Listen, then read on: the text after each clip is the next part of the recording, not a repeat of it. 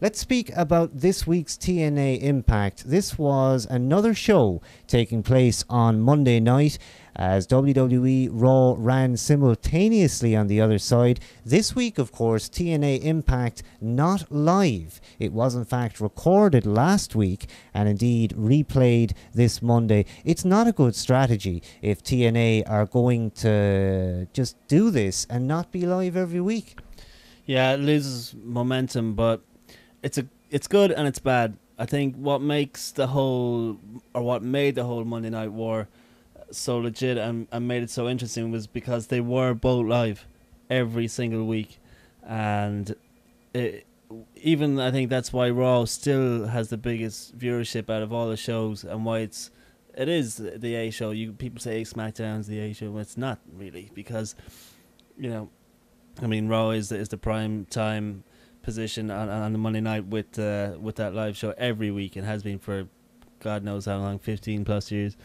But TNA need to be live every week, and this every other week business, it's not good, because for the most part people know things are taped. I think any smart fan will, that reads or follows the wrestling news or whatever, they'll know that kind of stuff. But yeah, this week's Impact downwards on the momentum side.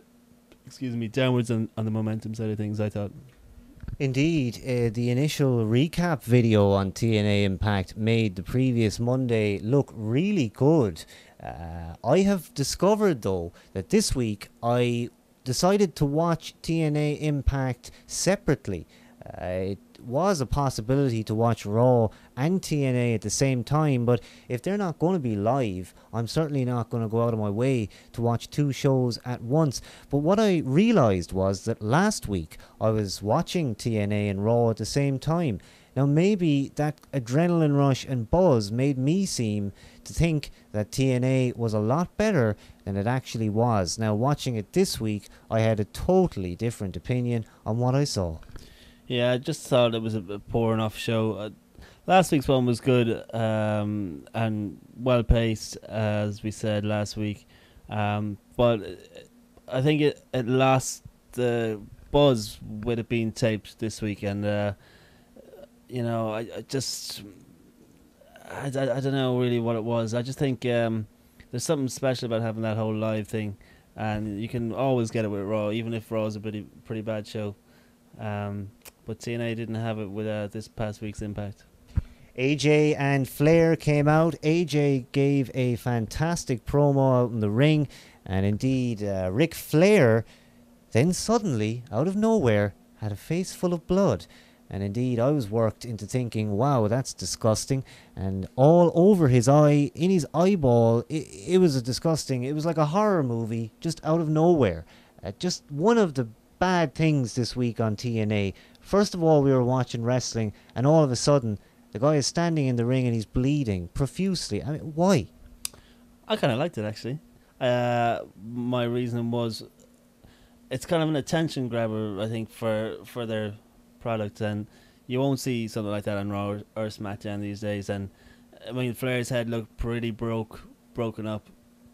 I even noticed it before he started banging his fist off it to make it bleed. But I think it was kind of cool. And then it was a lot of blood, I will say that much. And I know Flair is pushing it a bit. Probably not a nice sight for a lot of people, but refreshing in a way. Then to start a show off like that and say, well, we're here, we've got blood, and this guy's in his 60s or whatever, but like it or lump it, definitely. Indeed, then Jeff Hardy entering into the fray. Great to see Jeff with an active role in TNA, and he's been in and out over the past few weeks, but now certainly looking like he's going to be involved in storylines, angles, and you might even see him on the house shows coming up in the US at least. But Jeff Hardy, certainly we haven't heard much about his situation regarding his recent troubles with the law. We don't know what's happening on that front yet. Will Jeff be able to stay in TNA indefinitely? Yeah, I think it suits probably him, reduced schedule and a lot less traveling like WWE, and I'd say a lot more relaxed. for the most part. And he's got a couple of friends there still with Flair and Shannon Moore and stuff. And from what I know, I think the whole case has been pushed back again. So he's off the hook for a little bit. But if that thing comes crashing down, it's not going to be good for him or for TNA. Definitely. Yeah, that's what I wonder. It's certainly been strange how TNA don't seem to have a problem with some of these guys that WWE release, like your Mr. Andersons, your Jeff Hardys. These guys all had reasons to leave that company.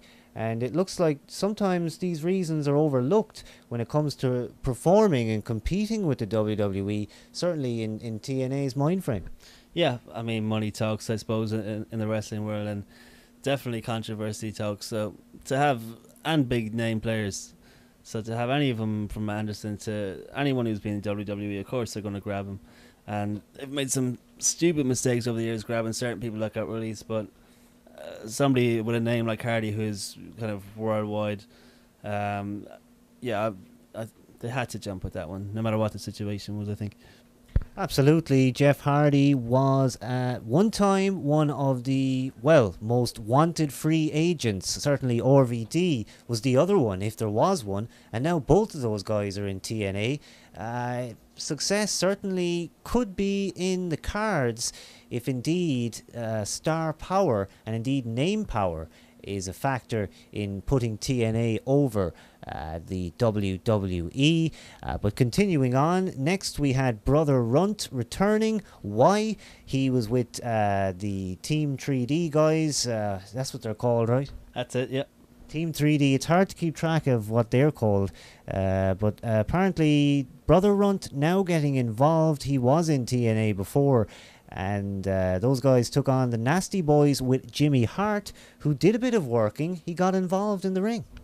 Yeah, that was pretty interesting. I don't know what the buzz is with Brother Runt. I suppose it's just another WWE name that's been around, and ECW, of course, from where he originated with the Dudleys. But yeah, I don't really think anyone cares. It's not going to make a big difference. But I kind of do have a kind of soft spot for him, and I don't know why.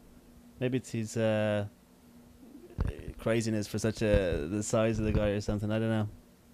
I thought it was great that Sags sold Brother Runt's moves this week, because he put down one of the most pitiful off the top rope hammerlock attacks, if that's what it's called. And Jerry Sags, well, he did all he could to sell that move, and we know that Sags is a legit badass. Yeah, they are hardcore. Both of those Nasty Boys are hardcore. The Nasty Boys indeed are very, very successful in TNA, at least in getting their TV spot. That's something they haven't had trouble with so far. The same can't be said for your Jay Lethals and all the other guys that we miss, because we have in fact been watching TNA a little bit longer, years in fact, before this Bischoff-Hogan regime kicked off, right? Yeah, I think everybody's safe if they're a friend of Hogan, and you can see that with everybody who's getting TV time in the last couple of weeks, from Bischoff to the Nasties, right the way around. And good to see Bubba the Love Sponge off TV. I think the fans had a lot to do with that, but yeah, Nasty Boys, they're getting their TV time, definitely, yeah. Indeed, TNA Impact wore on, and it certainly wore on me this week, I have to say. Hall and Pack with Nash and Young backstage, and indeed I'm finding it very tricky to buy Kevin Nash taking on Scott Hall. We know those guys are the best of friends. They wouldn't throw a punch at each other unless they were a couple of sheets to the wind. Yeah, I agree. Although I've done a bit of a 180 with Scott Hall. He kind of fascinates me, and I kind of like to see him around. Before I would have said, no, he's kind of washed up on whatever, and into his narcotics and etc. But Scott Hall TV is something, if anyone hasn't seen it, go to YouTube and check it out. It's actually very, very funny. Last Call with Scott Hall on YouTube, and you get to see so much of what goes on backstage at TNA.